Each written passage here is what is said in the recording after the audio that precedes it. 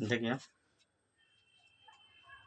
हम पीछे बता चुके हैं वैसे ईपी के पहला चैप्टर का पहला क्वेश्चन और दूसरा क्वेश्चन, लेकिन हमको कुछ खुद सेटिस्फैक्शन नहीं हुआ, इसीलिए हम क्या किए आज फिर से स्टडी करने वाले हैं पहला क्वेश्चन और दूसरा क्वेश्चन को।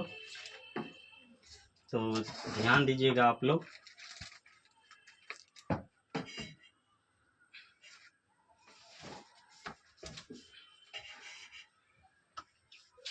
हमारा क्वेश्चन है, निम्न स्थिति में से किन स्थितियों में संबंध संख्याओं कई सूची में है और क्यों है। एक क्वेश्चन दिया हुआ है जिसको बोला गया कि यह जो दिया हुआ है प्रश्नावली, यह जो स्थिति दिया हुआ है, यह सूची हम अगर बनाते हैं तो इसकी सूची जो होती है एपी में होती है या नहीं होती है। हमारा क्वेश्चन है, प्रत्येक किलोमीटर के बाद टैक्सी का किराया, जबकि प्रथम किलोमीटर का किराया 15 रुपया है और प्रत्येक अतिरिक्त किलोमीटर के लिए किराया 8 रुपया है। बोला है कि जैसे हम एक टैक्सी वाले को अगर किराया पे लेते हैं तो उनसे हम बात करते हैं कि तो टैक्सी वाले बात करते हैं, भैया अगर आप प्रथम किलोमीटर यानी 1 किलोमीटर जाते हैं तो हम आपसे 15 रुपया लेंगे। कितना रुपया लेंगे? 15 रुपया लेंगे। बोलता है कि भैया टैक्सी वाले भैया कि हम चलते हैं कहीं बात करते हैं, तो बोलता है कि अगर आप हमसे 1 किलोमीटर जाइएगा तो हम आपसे कितना रुपया लेंगे? 15 रुपया लेंगे।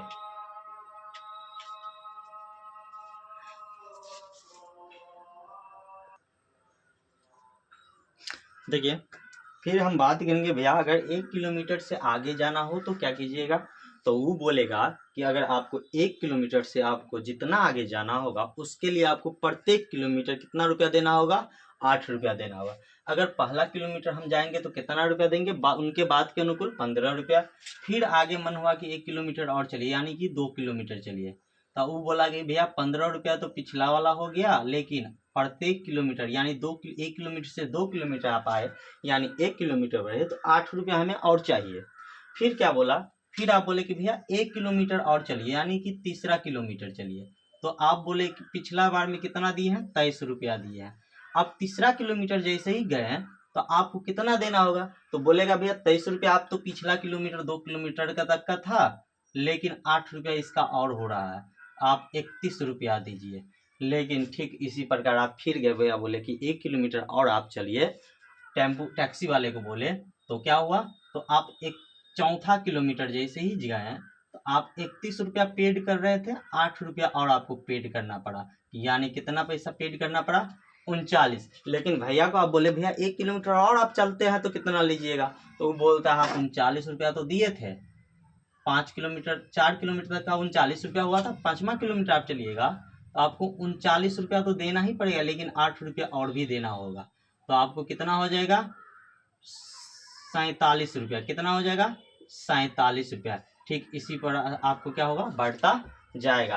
तो इस प्रकार से हमको क्या हो रहा है, तो एक प्रकार की सूची बन रही है। क्या बन रही है भैया? एक प्रकार की सूची बन रही है। तो हम लिखेंगे यहां हल दिया है। हमको क्या दिया है? तो प्रथम किलोमीटर के लिए किराया कितना है? 15 रुपया। तो लिखेंगे प्रथम किलोमीटर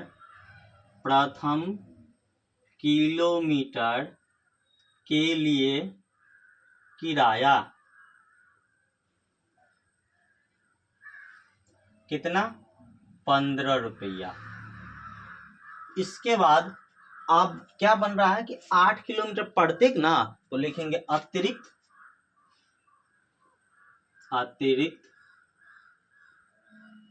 किलोमीटर के लिए, अतिरिक्त प्रत्येक किलोमीटर कर दो, प्रत्येक किलोमीटर का किराया 8 रुपया। तो हमको इस प्रकार से क्या मिल रहा है? सूची मिल रहा है। तो लिखेंगे सूची बराबर पहला किलोमीटर 15 रुपया, दूसरा किलोमीटर 23 रुपया, तीसरा किलोमीटर 31 रुपया, चौथा किलोमीटर 39 रुपया और 5वां किलोमीटर 47 रुपया। इसी तरह से आगे क्या होगा, बढ़ता जाएगा। तो ये हमारा क्या हो गया A1, ये हो गया A2, ये हो गया A3, ये हो गया A4 और ये हो गया A5, आप जानते ही है। तो आप बताइएगा D जैसे ही निकालेंगे सार्वंतर D1 तो क्या होता है फॉर्मूला, ए दूसरा अगला पद माइनस पिछला पद यानी A2 माइनस A1। तो क्या हो जाएगा, A2 कितना है 23 माइनस 15 कितना हो जाएगा सार्वंतर 8, यानी कि इन दोनों पदों के बीच का अंतर 8। इसी तरह आप D2 निकालते हैं तो D2 क्या होता है A3 माइनस A2, यानी तीसरा पद माइनस दूसरा पद यानी 31 माइनस 23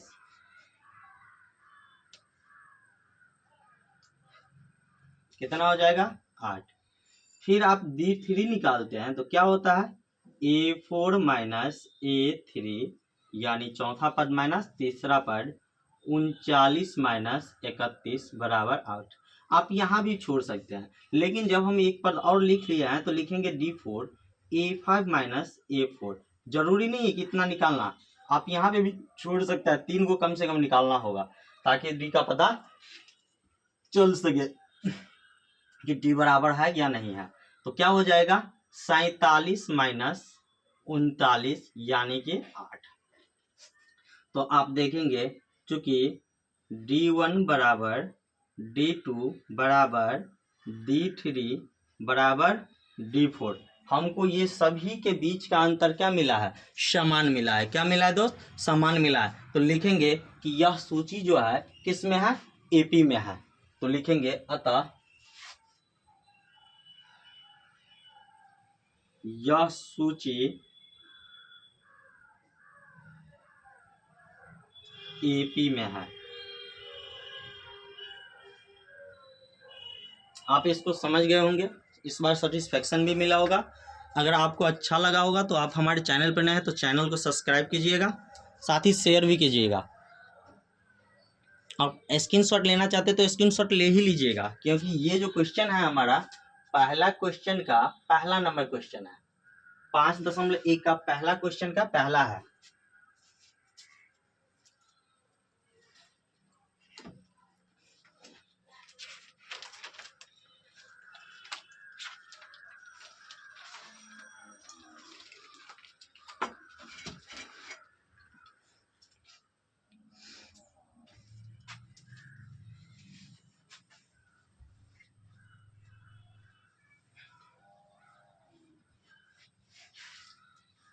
अगले क्वेश्चन को समझिए। अगला क्वेश्चन क्या कहता है, तो अगला क्वेश्चन कहता है कि किसी बेलन में उपस्थित हवा की मात्रा जबकि वायु निकालने वाला पंप प्रत्येक बार बेलन के शेष हवा का 1/4 भाग क्या करता है, बाहर निकाल देता है। कहने का मतलब हुआ कि कोई एक बेलन आकार का टैंक बना हुआ जिसमें हवा भरा हुआ है, उसमें क्या करता है, तो एक बार जैसे ही पंप लगा हुआ है, एक कोई पंप लगा हुआ है जिसको दबाते हैं एक बार, तो क्या होता है, तो जितना हवा भरा हुआ है उसका 1/4 भाग क्या करता है, वो बाहर निकाल देता है। जितना भरा हुआ है उसका 1/4 भाग बाहर निकाल देता है। तो उसमें जो शेष हवा बचता है फिर दोबारा मारते हैं, दोबारा पंप डालते हैं, तो जितना हवा उपस्थित दूसरे बार में रहता है उसका 1/4 क्या करते हैं, तो बाहर निकाल देता है। तो इस प्रकार जो सूची बनती है, तो वो पूछ रहा है कि AP में है या नहीं है। तो हम देखेंगे, सबसे पहले एक फिगर दिखा देते हैं कि एक बेलन है, एक बेलन का क्या है, टैंक है, जिसमें नीचे से हवा निकालने वाला पंप लगा हुआ है छिद्र, और ऊपर से पंप लगा है जिसमें क्या करते हैं, तो हवा देते हैं, तो 1/4 भाग यहाँ से बाहर निकल जाता है। तो मान लेंगे हल, बेलन में हवा की मात्रा, यहाँ अगर आपको मन है कि हम 1 माने तो 1 भी मान सकते हो, अगर मन है 2 माने, इसमें हवा की मात्रा कितना है 2 है तो 2 भी मान सकते हो, अगर मन है कि 3 माने तो 3 भी मान सकते हो। लेकिन हम इस तरह से मानेंगे कि फ्रैक्शन में ना आए, भिन्न में ना आए। तो हम देख रहे हैं कम से कम 3 निकलना है, तो 3 बार 1/4 गुने 1/4 गुने 1/4, यानी कि क्या करते हैं, 4 चौका 16 चौका 64, यानी कि 64 हम मान लेते हैं। कितना मान लेते हैं? मात्रा 64 है। तो ए क्या हो गया? A1 बराबर 64, यानी कि ये पहला पद बन गया। जो सूची जो बनेगा इसका पहला पद बन गया 64।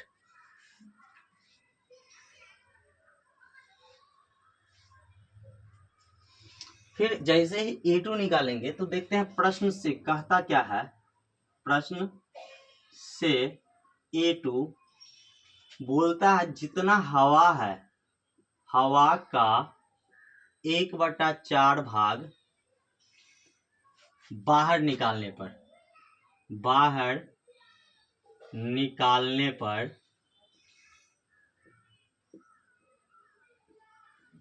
शेष बचा हवा, शेष बचा हवा, कितना हवा बच जाएगा? तो बताओ आप, पहले से कितना था? 64, निकालेंगे तो घटाना पड़ेगा। कितना घटाना पड़ेगा? तो 64 का 1/4 भाग बाहर जा रहा है, तो 64 का 1/4, 4 से काटेंगे तो कितना बार में जाएगा? 16 बार में। तो लिखेंगे 64 माइनस 16 कितना हो जाएगा? 64 में 16 घटेगा तो हो जाएगा 48। अब इसमें कितना हवा, एक बार पंप जैसे ही मारे तो कितना हवा बच गया? 48 हवा बच गया। ठीक उसी प्रकार A3 निकालेंगे तो A3 लिखेंगे हवा का 1/4 भाग बाहर निकालने पर, बाहर निकालने पर।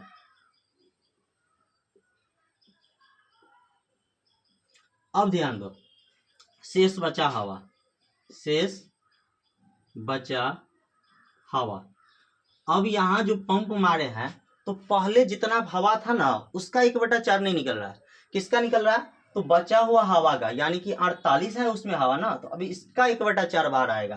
तो लिखेंगे A3 बराबर, यानी A2 यहाँ था, तो A3 बराबर पहले से कितना है? 48, निकालेंगे तो निकलेगा कितना? तो 48 का 1/4, 4 से काटेंगे 12 बार में, घटाएंगे तो हो जाएगा 48 और माइनस 12 कितना हो जाएगा? 36। इसके बाद फिर क्या करेंगे? A4 निकालेंगे। ठीक उसी प्रकार अब ये जो निकालेंगे दूसरी बार हवा देंगे तो 48 का 1/4 नहीं निकलेगा। अब कितना हवा बचा है? तो 36 बचा है, तो 36 का 1/4 क्या होगा? बाहर निकलेगा। तो 36 का 1/4 जैसे ही बाहर निकलेगा तो लिखेंगे हवा का 1/4 भाग बाहर निकालने पर, बाहर निकालने पर शेष बचा हवा, शेष बचा हवा कितना बच जाएगा? तो पहले से कितना है भैया?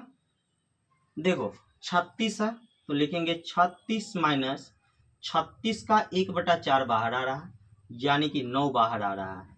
तो 36 माइनस 9 कितना बचेगा? 27। तो हम इस प्रकार से देख रहे हैं कि एक क्या बन रहा है? सूची बन रहा है। तो लिखेंगे सूची, क्या लिखेंगे?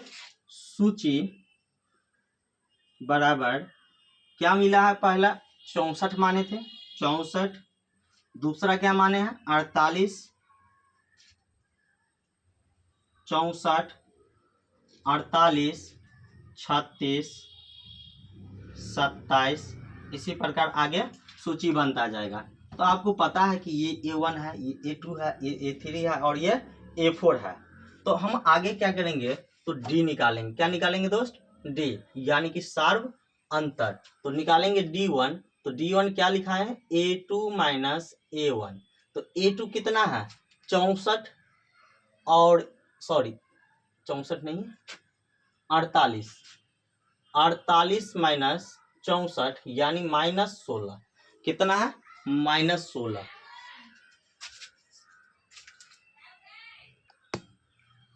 देखिए D1, D2 निकालेंगे तो कितना हो जाएगा? D2 हो जाएगा मतलब A3 माइनस A2। A3 कितना है? तो A3 देखिए ना, A1 A2 A3 36, 36 माइनस 48 हो जाएगा -12। कितना हो जाएगा? 12। इसके बाद हमको क्या निकालना है, तो A3 निकालना है। क्या निकालना है, सॉरी D3 निकालना है। तो D3 निकालेंगे तो D3 हो जाएगा A4 माइनस A3। A4 कितना है, तो A4 है A1 A2 A3 A4 27। तो लिखेंगे 27 माइनस 36 बराबर 9। तो आप देख रहे हो कि D1 D2 के बराबर नहीं है, D1 जो D2 के बराबर नहीं है, तो D3 आगे जाने की आवश्यकता ही नहीं है। तो हम यहाँ लिखेंगे यह सूची AP में नहीं है। अगर आप लोग इसको स्क्रीनशॉट लेना चाहते हैं तो स्क्रीनशॉट ले सकते हैं।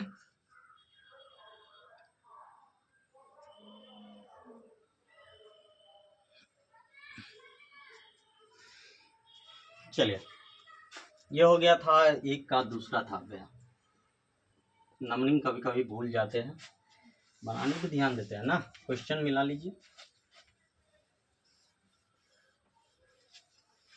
इससे बेस्ट अगला क्वेश्चन है। देखिए, हम पीछे भी बताए हुए से जस्ट 1-2 दिन पहले, लेकिन हम खुद सेटिस्फेक्शन नहीं थे। हमको नहीं अच्छा लगा कि इतनी आसानी से आगे निकल जाए, तो इसीलिए हम क्या किए, तो फिर आज नया फिर से बनाना चालू कर दिए। मतलब इसको शूट करना, वीडियो शूट करना चाहते, और फिर से सोचे कि डाल देते हैं। अगला क्वेश्चन है, प्रत्येक मीटर की खुदाई के बाद एक कुआं खोदने में आई लागत, जबकि प्रथम मीटर खुदाई की लागत 150 रुपया है और बाद में प्रत्येक मीटर खुदाई की लागत 50 रुपया बढ़ती है। बोला गया है कि एक कोई कुआं खुदवाते हैं, जिनमें अगर हम पहला मीटर खुदवाते हैं कुआं, तो क्या होता है, हमको बोला जाता है कि आपको 150 रुपया लगेगा। कितना रुपया लगेगा, 150 रुपया। लेकिन हम उससे बोलते हैं भैया 1 मीटर की रेंज होगी। अगर हम उससे आगे चले तो बोलता है कि आगे आप जितना भी जाओगे ना, बस आपको क्या देना होगा, 50 रुपये प्रति मीटर खुदाई आप बढ़ाते चलिएगा। तो बताइए, अगर ये दूसरा मीटर में हम जैसे ही पहुंचे तो क्या हो जाएगा, 150 रुपया था और 50 रुपया क्या हुआ और देना पड़ेगा। मतलब कितना देना पड़ेगा, 200 रुपया। फिर बोले भैया 1 मीटर और खोद दीजिए, मतलब कितना मीटर कुआं हो जाएगा, 3 मीटर कुआं हो जाएगा। 3 मीटर जैसे ही कुआं हो जाएगा यहाँ से ऊपर से, तो 3 मीटर का कितना हो जाएगा, तो पहले इससे पहले खुदाई था तो 200 रुपया दिए थे और फिर बोले 50 रुपया और, यानी कि 250 रुपया। फिर देखें, फिर बोले भैया 1 मीटर और आप चलिए, तो तब कितना लीजिएगा, तो बोला कि 1 मीटर और चलेंगे, यानी चौथा मीटर जैसे हम खोदेंगे तो आपसे इससे पहले तक में 250 रुपया ले रहे थे और 50 रुपया फिर लेंगे, यानी कि कितने लेंगे, 300 रुपया लेंगे। ठीक, इसी प्रकार आप बढ़ते चलिए। तो इससे हम देख रहे हैं कि क्या हमको मिल रहा है, एक सूची मिल रहा है। किसकी सूची मिल रहा है, तो AP की सूची मिल रहा है। देखेंगे कि यह AP है या नहीं है। तो लिखेंगे सूची,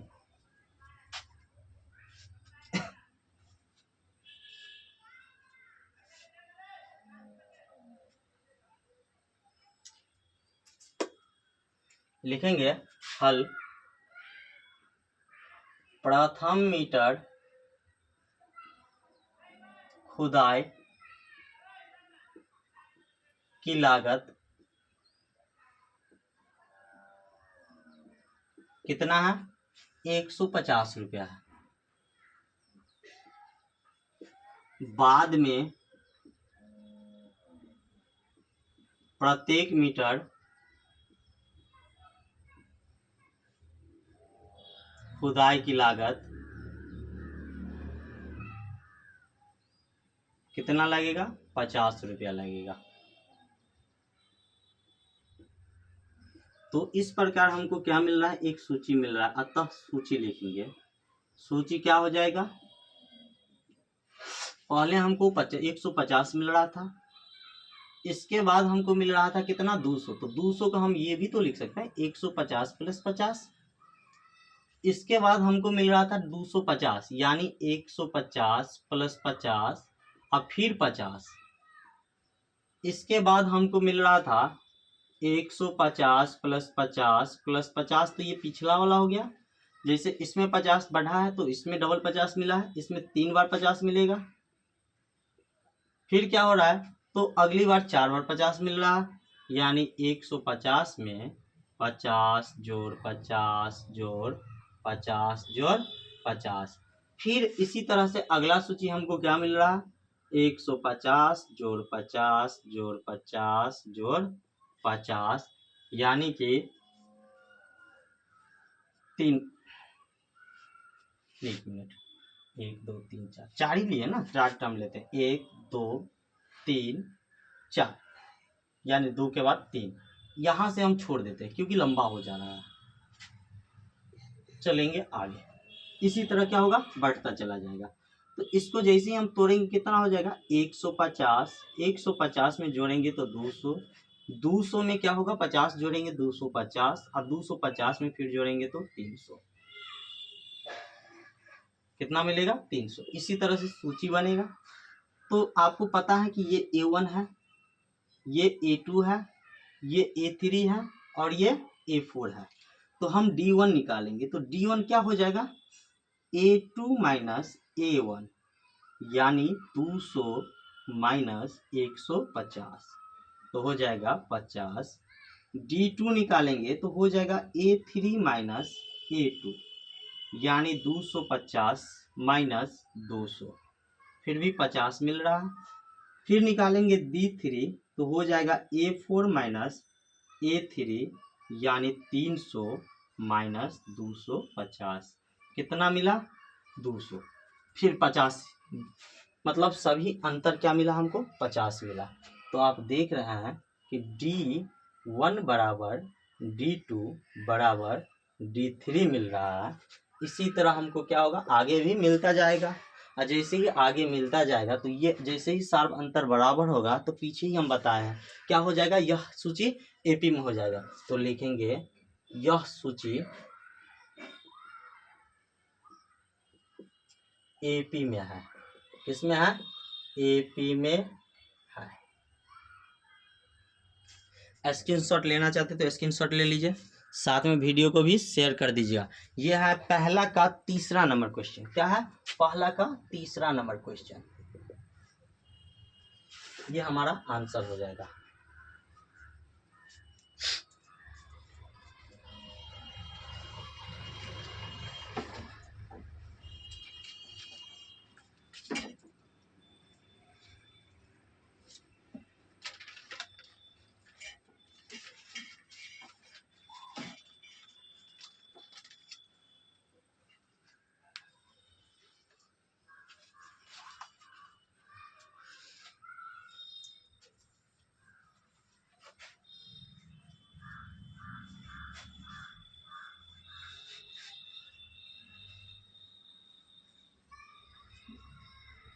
देखिए अब हमारा अगला क्वेश्चन है 4 नंबर। 4 नंबर हम कैसे सॉल्व करेंगे, 4 नंबर थोड़ा सोचने की बात है कि चक्रवृद्धि ब्याज जो आप लोग 8वां में पढ़ के आए हो आगे, बस उससे रिलेटेड है। हम चक्रवृद्धि ब्याज पे नहीं, हम सिंपल में चक्रवृद्धि ब्याज करते हुए जाएंगे, क्योंकि चक्रवृद्धि ब्याज में होता क्या है कि जितना भी राशि होती है, इस राशि में ब्याज यानी मूलधन में ब्याज जुटने के बाद उन दोनों पे ब्याज लगता है। तो हम क्या करेंगे, जोड़ देंगे और फिर एक ही बार ब्याज निकाल लेंगे साधारण सिंपल मेथड से, क्योंकि हमको एक एक साल की ही ब्याज की आवश्यकता पड़ेगी। क्वेश्चन जैसे है, क्वेश्चन है खाते में प्रत्येक वर्ष का मिश्र धन जबकि खाते में प्रत्येक वर्ष का मिश्र धन जबकि 10,000 रुपया की राशि 8% वार्षिक दर से चक्रवृद्धि ब्याज पर जमा की जाती है। मतलब 8% ब्याज की दर से क्या किया जाता है, तो जमा किया जाता है। तो लिखेंगे पहले प्रथम वर्ष की राशि लिखेंगे हल, प्रथम मान लेते हैं प्रथम वर्ष, यानी कि कहीं पैसा हम लगाते हैं ना पहले साल के लिए, तो उसकी राशि कितनी है, तो प्रथम वर्ष की राशि इसको हम A1 मान लेते हैं, कितना हो जाएगा, 10,000 रुपया। कितना हो जाएगा, 10,000 रुपया। हमको मांगा है ब्याज, यानी कि R बराबर कितना प्रतिशत, 8%। और समय प्रत्येक वर्ष का मतलब होता है 1 वर्ष, यानी 1 तो पहले वर्ष के अंत में, प्रथम वर्ष के अंत में लिखेंगे प्रथम वर्ष के अंत में, यानी अंतिम में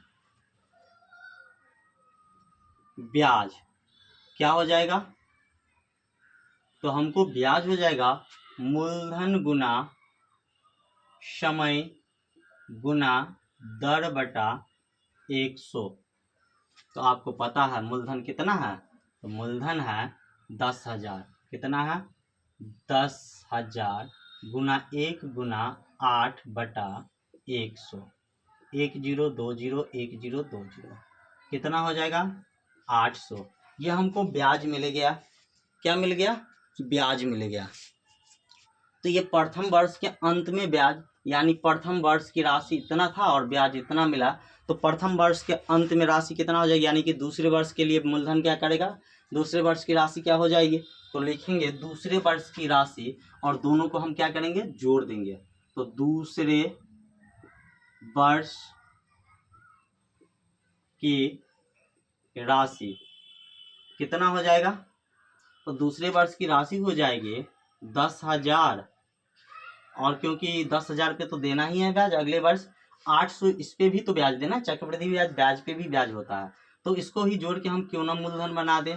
तो यानी हो जाएगा 10,800, 10,800।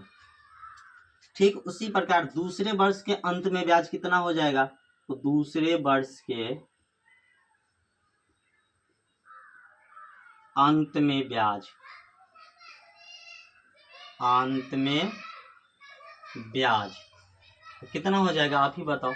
तो दूसरे वर्ष के अंत में कितना हो जाएगा, मूलधन गुना समय गुना दर बटा 100। आप यहाँ भी ये भी कर सकते थे, इतना का ब्याज निकाल के और इतना का ब्याज निकाल के अलग अलग दोनों के ऐड कर सकते थे, या नहीं तो चक्रवृद्धि ब्याज डायरेक्ट आप यहाँ से निकाल सकते थे दूसरे वर्षों के लिए।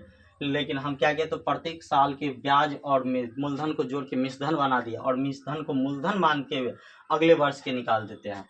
तो हो जाएगा 10,800 गुने समय अगले वर्ष यानी दूसरे वर्ष, दूसरे पहला वर्ष का ब्याज तो दे दिया है, दूसरा वर्ष यानी एक वर्ष का ब्याज, और गुने दर कितना 8% बटा 100, 1020 करेंगे तो हो जाएगा 864।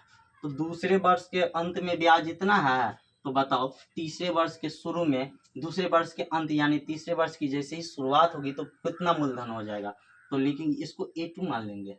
देखो ये छूट गया है, A2 सूची बनाएंगे ना उसके लिए।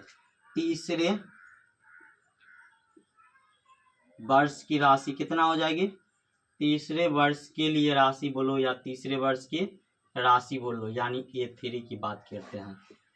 तो 10,800 पहले मिला था, तो 10,800, लेकिन ये 864 रुपया तो फिर देना होगा आपको, यानी हो जाएगा 11,000 8 8 16 664 रुपया।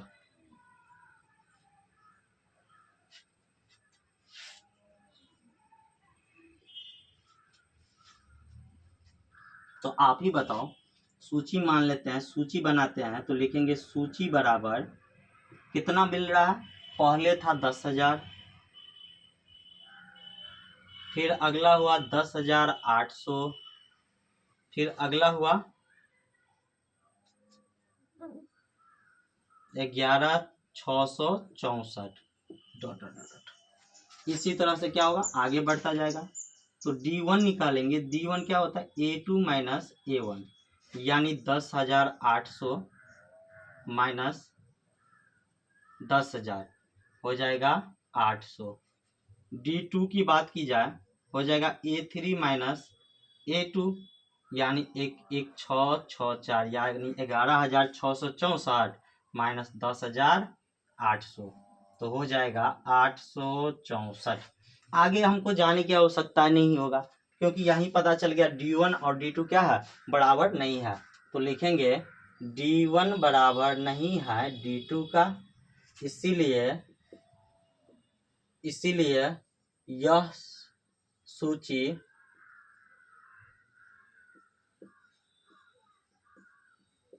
एपी में